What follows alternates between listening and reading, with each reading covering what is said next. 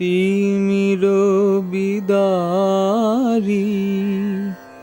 অলক্ষ বিহারী শ্রীকৃষ্ণ মুরারি আগত ওই। নমস্কার, আমি বর্ণালী। আপনারা আছেন দি ইটার্নাল স্কাই, অনন্ত আকাশের মাঝে, আর নিজের মাঝেও আকাশকে রাখুন। জন্মাষ্টমীর দিন কৃষ্ণের শিশু মূর্তিতে পূজা করা হয়ে থাকে। সাধারণত হামাগুড়ি বা নৃত্যরত মাখন হাতে কৃষ্ণের শৈশব মূর্তি দেখা যায়, কিন্তু কৃষ্ণের মাথার মুকুটে কেন ময়ূরের পুচ্ছ শোভা পায় তা হয়তো আমরা অনেকেই জানি না। ভগবান শ্রীকৃষ্ণ তার মুকুটে ময়ূরের পালক রাখতেন। এই কারণে ভগবান শ্রীকৃষ্ণকে ময়ূর মুকুটধারী বলা হয়। মা যশোদা তার কানহাকে সাজাতেন এবং সবসময় তার মুকুটে ময়ূরের পালক লাগাতেন। এ বিষয়ের নেপথ্যে রয়েছে অনেক পৌরাণিক মত, গুরুত্ব ও তাৎপর্য। আসুন জেনে নেওয়া যাক। প্রথমেই বলি ত্রেতা যুগের কথা। ত্রেতা যুগে ভগবান শ্রীরাম এই পৃথিবীতে পদার্পণ করেন। প্রচলিত আছে যে লক্ষ্মণকে সাথে নিয়ে যখন রামচন্দ্র কাঁদতে কাঁদতে সীতাকে খুঁজছেন, ময়ূররা নাকি তাদের পেখম দিয়ে ওনার চলার পথটি পরিষ্কার করে দেয়। ভগবান শ্রীরাম নাকি তাদের এই নিঃস্বার্থতা ও নিষ্ঠার নিদর্শনে খুবই প্রসন্ন হন। মতান্তরে দেখা যায় যে ময়ূর নাকি সীতাকে রাবণ কোন পথে হরণ করে নিয়ে গিয়েছিলেন সেই পথটি তার পালক ফেলতে ফেলতে শ্রীরামকে চিনিয়ে নিয়ে যান। অবশ্য এটি মতান্তরে দেখা যায়, কিন্তু এক্ষেত্রে বলা হচ্ছে যে ময়ূর নাকি পেখম দিয়ে ওনার চলার পথটি পরিষ্কার করে দেয়। ভগবান শ্রীরাম নাকি তাদের এই নিঃস্বার্থতা ও নিষ্ঠার নিদর্শনে খুবই প্রসন্ন হন। উনি নাকি তখন কথা দিয়ে যান যে দাপর যুগে উনি আবার আবির্ভূত হবেন ও তখন ময়ূরদের প্রতি সম্মান জানাতে এই পালক উনি মাথায় ধারণ করবেন। তাই উনি যখন শ্রীকৃষ্ণ রূপে ধরায় আবির্ভূত হন, ওনার নিজের দেওয়া কথার সম্মান রাখতে নিজের মাথায় ময়ূরের পালক পরেন। রামায়ণের এই আখ্যানে আছে যে সমস্ত প্রকৃতি রামের এই হাহাকার দেখে রামকে আলিঙ্গন করতে চায়, কিন্তু রাম বলেন আমাকে স্পর্শের অধিকার শুধু সীতার, কিন্তু পরের জন্মে আমি তোমাদের সবার হব, তাই কৃষ্ণ রূপ বেনু নটবর বেশ। এছাড়াও রামায়ণে আরেকটি মত প্রচলিত আছে। সেটি হলো বনবাসে থাকাকালীন একদা সীতামাতার খুব জল পিপাসা পেয়েছিল, কিন্তু শ্রীরামচন্দ্র দূর দূরান্ত পর্যন্ত শুধু জঙ্গলই দেখতে পেলেন। তখন উনি প্রকৃতির কাছে প্রার্থনা করলেন, হে প্রকৃতি, আশেপাশে যেখানেই জল আছে দয়া করে আমায় সন্ধান দিন।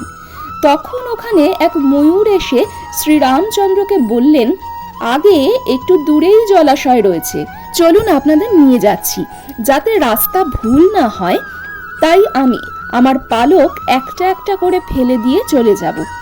আপনারা ওটার সাহায্যে জলাশয় পর্যন্ত যেতে পারবেন। আপনারা তো সবাই জানেন ময়ূর তার ইচ্ছের বিরুদ্ধে পালক তুললে তার মৃত্যু নিশ্চিত। তাই হলো ময়ূর মৃত্যুর আগে ভেবেছিল সে কত ভাগ্যবান যে জগতের সবার পিপাসা দূর করেন যেই প্রভু, সেই প্রভুর পিপাসা দূর করার ভাগ্য হলো তার। ভগবান রাম ময়ূরকে বললেন, আমার জন্য যে পালক তুমি ফেলে এলে, সামনের জন্মে আমি সেটা মস্তকে ধারণ করব। তাহলে এই গেল ত্রেতা যুগে শ্রী রামচন্দ্রের কাহিনী, শ্রীকৃষ্ণের ময়ূর পালক ধারণের নেপথ্যে। এবার আসি দ্বিতীয় কাহিনীতে। ভগবান বিষ্ণুকে দেবী পার্বতীর ভাই হিসাবে মানা হয়। শাস্ত্রে আছে যে বিষ্ণু বিয়ের সম্পর্কে দেবী পার্বতীকে মহাদেবকে দান করে দেন। তাই একদিক থেকে দেখতে গেলে শ্রীকৃষ্ণ কার্তিকের মামা হন। শ্রীমান কার্তিকের বাহন হলো ময়ূর। তাই মানা হয় যে ভগবান শ্রীকৃষ্ণ ময়ূরের পেখম নিজের মাথায় সাজান, যাতে কার্তিক, যিনি আবার যুদ্ধের দেবতা, ওনার সমস্ত প্রয়াস যেন সার্থক হয়। বলাই বাহুল্য এটি মুরুগান সম্পর্কিত লোককথা, যেটা দক্ষিণ ভারতে প্রসিদ্ধ। তৃতীয় কাহিনীটি হলো একদিন বড়ই মনোরম এক পরিবেশে শ্রীকৃষ্ণ ও বাকি রাখালরা দুপুরে জঙ্গলে ঘুমোচ্ছিলেন। কৃষ্ণ সবার আগে ঘুম থেকে ওঠেন ও এই অপূর্ব পরিবেশে নিজের মনে বাঁশি বাজাতে শুরু করেন। অপূর্ব মনোরম সেই সুর, ওনার এই মিষ্টি সুরে সব প্রাণী উচ্ছ্বসিত হয়ে নাচতে শুরু করে দেয়। এই সমস্ত প্রাণীর মধ্যে একদল ময়ূরও ছিল। তাদের মধ্যে কিছু আবার সুরে মুগ্ধ হয়ে বিভোর হয়ে অজ্ঞান হয়ে পড়ে। বাঁশি বাদন যখন বন্ধ হয় তখন ময়ূররাজ শ্রীকৃষ্ণের দিকে এগিয়ে আসেন। ওর সব পালক ঝরে পড়ে। ভগবান কৃষ্ণকে এই সব পেখমগুলো গুরু দক্ষিণা হিসেবে দান করা হয়। ভগবান কৃষ্ণ এই উপহার খুব আনন্দের সাথে স্বীকার করেন ও মাথায় সেগুলো ধারণ করেন। উনি এই সময়ই জানান যে উনি এই পালক চিরকাল পরবেন এবং অন্য কোনো প্রাণীর পালক এই স্থান নিতে পারবে না কোনোদিন। এটা ভগবত পুরাণের গল্প। এছাড়াও আরও কিছু ব্যাখ্যা পাওয়া যায়। তার মধ্যে একটি হলো 7টি মৌলিক রঙের সবকটাই ময়ূরের পেখমে থাকে, তাই মানা হয় শ্রীকৃষ্ণ এটি পরিধান করে জীবনের সব রং ধারণ করার প্রতীক হন। ভগবান কৃষ্ণ সারা বিশ্বকে ধারণ করে আছেন। তার অপার লীলা ও মহিমায় আমরা আচ্ছন্ন। আবার কিছু লোককাহিনীতে ময়ূরের পালক অশুভ শক্তির বিরুদ্ধে কৃষ্ণের বিজয়ের প্রতিনিধিত্ব করে।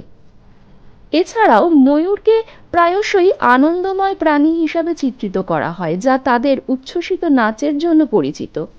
পালক কৃষ্ণের কৌতুকপূর্ণ প্রকৃতি এবং পৃথিবীতে আনন্দ ও হাসি আনার ক্ষমতার প্রতীক হতে পারে।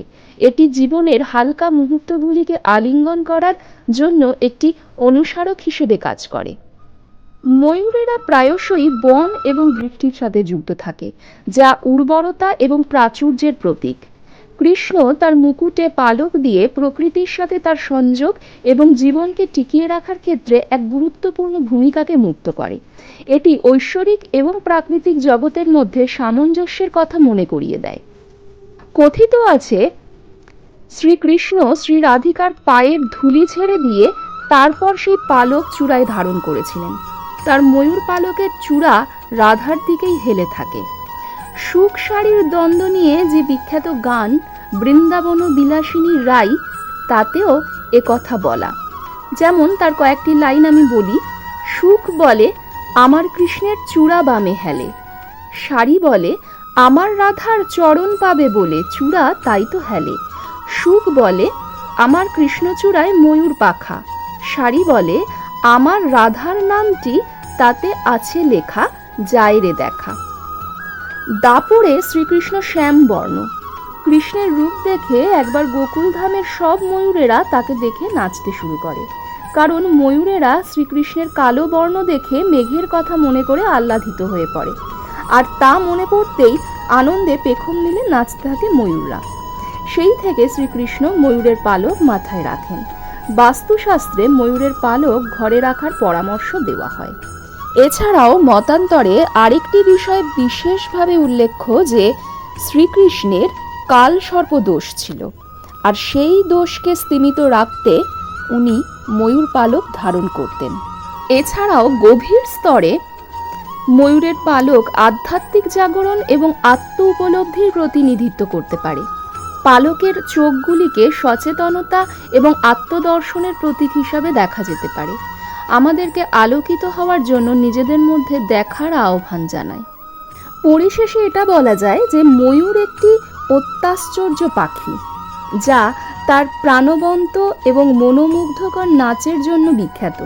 পালক তার উজ্জ্বলতার রং এবং চোখের আকৃতির নিদর্শন সহ শ্রীকৃষ্ণের চেহারাতে কমনীয়তা এবং রাজকীয় সৌন্দর্যের ছোঁয়া যোগ করে। এটি তার দেবত্ব এবং চিত্তাকর্ষক আভাকে প্রতিফলিত করে। সুতরাং বন্ধুরা, এই গেল শ্রীকৃষ্ণ কেন মাথায় ময়ূর পালক ধারণ করেন সেই বিষয়ের নেপথ্যে কয়েকটি কাহিনীর অবতারণা। আশা করছি আপনাদের সকলের ভালো লাগবে এবং সামনেই জন্মাষ্টমী, আপনারা সকলে পুজো করুন, কৃষ্ণের মাথায় ময়ূর পালক দিয়ে কৃষ্ণের মুকুট সাজিয়ে দিন। ঈশ্বর আপনাদের সকলের মঙ্গল করুন। যদি আমাদের এই আলোচনাটি ভালো লেগে থাকে তাহলে ভিডিওর নিচে থাকা লাইক বাটনটি প্রেস করে এবং যদি আমাদের চ্যানেলে নতুন হয়ে থাকেন তাহলে সাবস্ক্রাইব বাটনটি প্রেস করে আমাদের সঙ্গে থাকবেন আর বেশি করে শেয়ার করবেন ও কমেন্ট করবেন। রাধে রাধে। জয় শ্রীকৃষ্ণ। নমস্কার।